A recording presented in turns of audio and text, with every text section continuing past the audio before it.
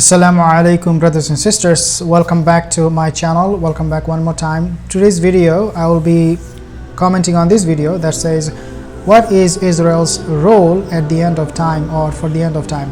Let's take a listen at this and I'll be making important points. In this video, I'll answer that question from a biblical perspective.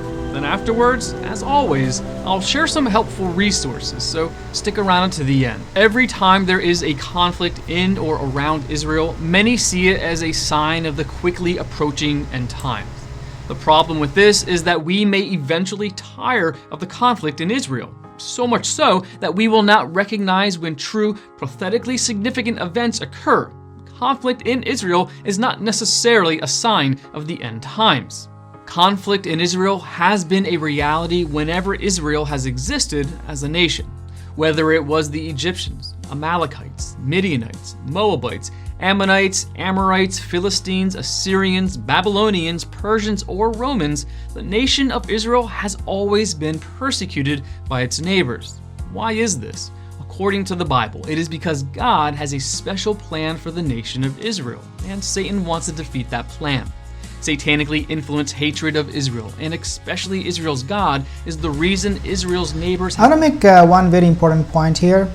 Every time they talk about Israel, they say, well, this is something, a miracle of God, because look, Israel did not exist. Now, lo and behold, Israel is right there.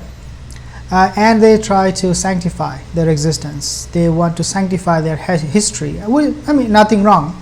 But the problem is, when you sanctify your existence, in the context of Palestinians being robbed of their land, that is not sanctification. That is actually robbing somebody else's land. So I really want all of these people who are claiming that Israel's existence in itself is a miracle, is in itself a promise from God that was fulfilled. I really want you to look back at history and really ask this question to yourself. Really, is it a miracle, or was it the biggest robbery haste took place in the history of mankind? have always wanted to see Israel destroyed. Whether it is Sennacherib, king of Assyria, Haman, official of Persia, Hitler, leader of Nazi Germany, or the current president of Iran, attempts to completely destroy Israel will always fail. The persecutors of Israel will come and go, but the persecution will remain until the second coming of Christ. As a result, conflict in Israel is not a reliable indicator of the soon arrival of the end times. And now there is another claim they are making, which is that, well, the second coming of the Christ, Jesus Christ, Isa alayhi salam, right? And we say that, yeah, he will be coming, but they use that claim to take over Masjid Al-Aqsa, for example. They go into the masjid, they pray their way, and they are now trying to build a temple there. Why you are doing this? Why you are doing this in a place where the Muslims are supposed to be praying? This is a very sacred place, right, for the Muslims. Why you violate somebody else's sacred place in order to build yours? You say that because, or you do that because you believe that this is necessary for the coming of the second coming of Jesus Christ. How is this even make sense, that God will have to evict a group of people who have faith, who believe in something, in order to install his version of faith, which is in this case the second coming of Jesus Christ, Isa alayhi salam? Why God would do that? Why God would throw the Muslims out? And Muslims, they are quite frankly doing nothing wrong. They're just going there praying. Is this how your God fulfills his promise? Through violence and through oppression? This is really not fitting well with any of the narratives that you're coming up with about your sanctity, your miracle, the promise of God. Something very, very bizarre. However, the Bible does say there will be terrible conflict in Israel during the end times. That is why the time period is known as a tribulation, the Great Tribulation, and the time of Jacob's troubles, in Jeremiah chapter 30, verse 7. Here is what the Bible says about Israel in the end times. There will be a mass return of Jews to the land of Israel, Isaiah chapter 43, verse 6.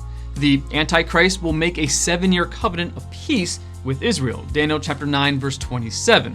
This 7 year of peace resonates exactly how Muslims view the coming of the Mahdi. Remember, when the Mahdi will be ruling over the world, he will be living for how many years? Or sorry, he will be ruling for how many years?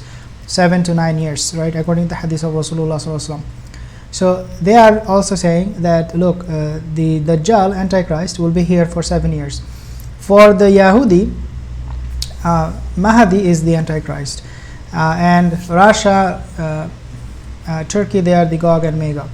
So when we see they have prophecies in their books talking about Antichrist, they are now interpreting it as the Mahdi, when in reality they did not even know anything about Mahdi. It is Islamic concept, Muslim belief. What really will happen is that Dajjal will be ruling over the world. He will not be ruling for many years. He will be ruling how many? 40. Rasulullah said 40. Could be 40 days, 40 months, 40 years. We do not know exactly. But according to what I came up with, it will be first day will be like a year. So second day will be like a month. So it will be around 1.5 years. That's the length of time that Dajjal will be ruling. Their prophecy is absolutely, false, because we believe that Dajjal will be ruling 1.5 years. The Mahdi will be here for 7 years. And so when they say, no, Dajjal will be ruling for 7 years, it doesn't complement the hadith that we have. And a lot of the time, reason Muslims or even Christians, they don't believe in any of these prophecies is because they say, well, Muslim and Christian and Jew, their prophecies, they're all the same. Now you see the contradiction. They're claiming that the Antichrist will make 7-year covenant of peace. Covenant of peace? No. Antichrist doesn't make any covenant of peace. So these are all canard. These are all canard. Nevertheless, dear sisters, we have to take this account, these statements from the Bible, these verses from the Bible, to understand better about the end of time, especially for the Jews and the Christians, the Nasara and Yahud. 9 verse 27. The temple will be rebuilt in Jerusalem. Also Daniel chapter 9 verse 27.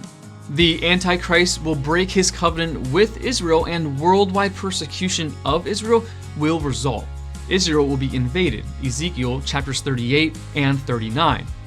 Israel will finally recognize Jesus as their Messiah. Zechariah chapter 12 verse 10. Israel will be regenerated, restored, and regathered. Romans chapter 11 verse 26. There is much turmoil in Israel today. Israel is persecuted, surrounded by enemies: Syria, Lebanon, Jordan, Saudi Arabia, Iran, Hamas, Islamic Jihad, Hezbollah, etc. But this hatred and persecution of Israel is only a hint of what will happen in the end times. The latest round of persecution began when Israel was reconstituted as a nation in 1948. Many Bible prophecy scholars believed the Six-Day Arab-Israeli War in 1967 was the beginning of the end. Could what is taking place in Israel today indicate that the end is near? Yes. Does it necessarily mean the end is near? No. Jesus himself said it best. Watch out that no one deceives you. You will hear of wars and rumors of wars, but see to it that you are not alarmed. Such things must happen, but the end is still to come. Matthew. Okay, so his statement is contradicting with other scholars, Christian scholars, because other Christians, they believe what is happening right now is a direct indication of the coming of the end of time, coming of the Antichrist and whatnot, and the coming of Jesus. While this person is saying, no, don't look into these events, recent events, to justify the coming of end of time, justify the coming of Jesus. These are not necessarily the signs. So which one should we believe as believers, as Muslims? You are contradicting your own account of history, your own account of the versions of the end of time, and you want to make a point, you want to really claim that you know a lot about the end of time. Think about it. Chapter 24 verses 4 through 6. Saying that end of time is really not here. All of these events, things that are taking place right now, may indicate, may not. I agree with him more than I agree with other people who said, no, these are all signs, because he makes a lot of sense. And the Bible with all due respect, they're not gonna be saying, weird stuff all the time and contradicting at the same time.